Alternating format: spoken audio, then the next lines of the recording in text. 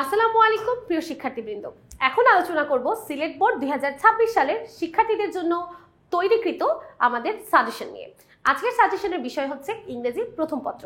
আমাদের সাজেশনের মধ্যে আমরা প্রথমেই দিয়েছি রিডিং টেস্টের অংশগুলো এবং পরে আছে রাইটিং টেস্টের অংশগুলো।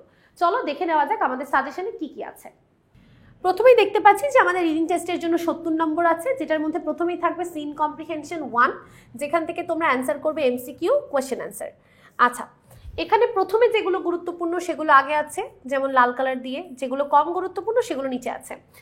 যেটা 1 নাম্বার সেটা বেশি পড়বে, 2 নাম্বারটা তার চেয়ে একটু কম, তারপরটা একটু কম, আস্তে আস্তে নিচের দিকে যাবে। কিন্তু চেষ্টা করবে যে কমপক্ষে 10টি প্যাসেজ যেন তোমার ভালোভাবে আয়ত্তে থাকে, তাহলে যে নাম্বার পর্যন্ত কোনো কিছুই মিস করা যাবে না। আর যদি আরও নিজেকে একেবারেই ঝুঁকিমুক্ত রাখতে চাও তাহলে সবগুলো পড়তে পারো।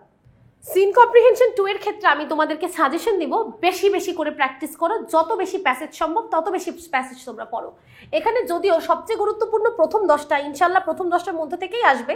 তারপরও তোমরা যদি চাও নিচেরগুলো করতে পারো, করলে ভালো, আর না করলেও যদি এখান থেকে করো আর তোমরা পারবে আশা করা যায়, এবং কমনও পাবে। এবং এখানে দেখো কি কি আছে, humans can neither change, air pollution খুবই গুরুত্বপূর্ণ, মেহেরজান, জহির রায়হান, প্রীতিলতা ইত্যাদি। সিন কম্প্রিহেনশনের পরে আমরা পাচ্ছি আনসিন কম্প্রিহেনশন, যেখান থেকে তোমাদেরকে সামারি লিখতে হবে এবং ইনফরমেশন ট্রান্সফার টেবিলটাকে পূরণ করতে হবে। এখানে তোমরা যদি খেয়াল করো 1 নম্বরে আছে স্টিফেন হকিং, তোমরা সবচেয়ে বেশি গুরুত্ব এটাকে দিবে, এবং লাস্টে আছে টাইটানিক, এটাকে সবচেয়ে কম গুরুত্ব দিবে। তাহলে প্রথম থেকে শেষ পর্যন্ত ধাপে ধাপে ক্রোনোলজিক্যালি নিচে নামবে, তাহলেই হবে। চেষ্টা করবে আনসিন কম্প্রিহেনশনগুলো সবগুলোই নিজে একবার হলেও প্র্যাকটিস করার, আর পরীক্ষার আগে লাল রঙেরগুলো বেশি বেশি দেখে যাওয়ার। প্রত্যেকটা আনসিন কম্প্রিহেনশন সহ প্রত্যেকটা টপিকের সাজেশন কিন্তু পেয়ে যাবে আমাদের ইজি ইংলিশ ফার্স্ট পেপার বইয়ে। ম্যাচিং সেন্টেন্স, ম্যাচিং সেন্টেন্সে প্রত্যেকটাকে আমরা একই কালারে রেখেছি, কারণ প্রত্যেকটা সমানভাবে গুরুত্বপূর্ণ, কোনোটাই বাদ দেওয়া যাবে না বা কোনোটাই কম বলা যাবে না। তোমরা চেষ্টা করবে এটাও বেশি বেশি প্র্যাকটিস করার। তোমরা যদি বেশি বেশি প্র্যাকটিস করো, ম্যাচিং সেন্টেন্স আর রিয়ারেঞ্জ উভয় ক্ষেত্রে যদি কমন নাও পড়ে, তাও কিন্তু তোমরা যেটাই আসবে খুব তাড়াতাড়ি সলভ করতে পারবে। সো এটার জন্য কমন পড়ার থেকে বেশি ইম্পর্টেন্ট যে তোমরা এটা কতটুকু আয়ত্ত করতে পেরেছো, কতটুকু নিজে নিজে সলভ করতে পারছো, সেটা বেশি ইম্পর্টেন্ট। তো এখানে মাথায় রাখবে বেশি বেশি প্র্যাকটিস করার, আর অবশ্যই প্রথমটাকে বেশি গুরুত্ব দিবে এবং শেষেরটাকে কম গুরুত্ব দিবে। সেমভাবে আমাদের রাইটিং পার্টটাও অনেক বেশি অ্যানালাইসিসের মাধ্যমে তৈরি করা হয়েছে, এবং আশা করছি আমাদের অ্যানালাইসিস প্রত্যেকবারের মতো এবারও সঠিক হবে। দেখেন, রিডিং টেস্টের জন্য থাকছে 30 মার্কস, কমপ্লিটিং স্টোরি 15, ডায়ালগ 15।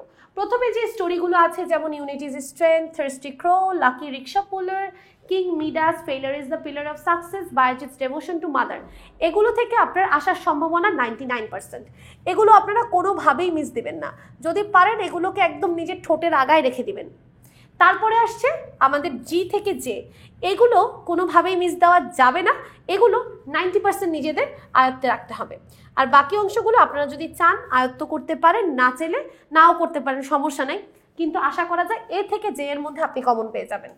তারপরে আসছে অ্যাভয়েডিং রিস্কের জন্য, দেখেন ডায়ালগ সেম, আপনি যতটুকু পরিশ্রম করবেন ততটুকু ফলাফল পাবেন। যদি শুধু লাল কালারগুলো পড়েন ইনশাল্লাহ কমন পাবেন।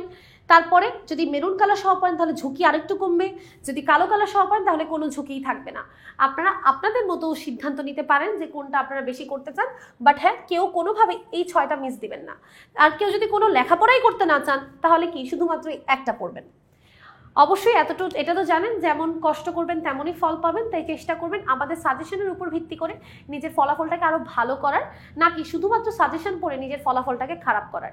সাজেশনের পাশাপাশি নিজের চেষ্টা কিন্তু খুবই গুরুত্বপূর্ণ, এবং আমরা কিন্তু বলেই দিচ্ছি যে প্রত্যেকটা বোর্ডের সাজেশন প্রত্যেকটা বোর্ডের শিক্ষার্থীরা আলাদা আলাদাভাবে ফলো করবে, যেই বোর্ডে সে ওই বোর্ডেরই সাজেশন ফলো করবে। আশা করছি প্রতি বছরের মতো এবারও আমাদের সাজেশন আলোড়ন সৃষ্টি করবে। সবাই ভালো থাকেন, সুস্থ থাকেন। আসসালামু আলাইকুম ওয়া রাহমাতুল্লাহি ওয়া বারাকাতুহু।